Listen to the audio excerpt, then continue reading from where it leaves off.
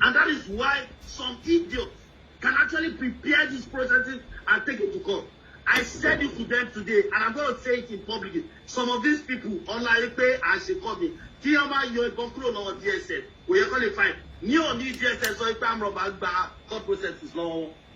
If I say pay, Nikos, because you're not pinja, to manage fiscally, DSS will manage to say. Aburo Sowore was killed recently. People are being killed on daily basis. Nobody is safe. Some of us are going to buy it, and yet, Captain Nipe so if they want say public nuisance, if you want Paruolu, I don't disturb government, or that anyone say terrorism. I want Boko Haram, government in arrest won't release one, not fair.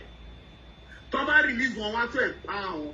What nonsense are we talking about? And this is the country you're talking about? Is this the country we want to continue like this? No, it is not. So our problem is beyond the conversation we are having. Our problem is terrible, it's painful, it's a sordid tale. And that's the situation we have right now.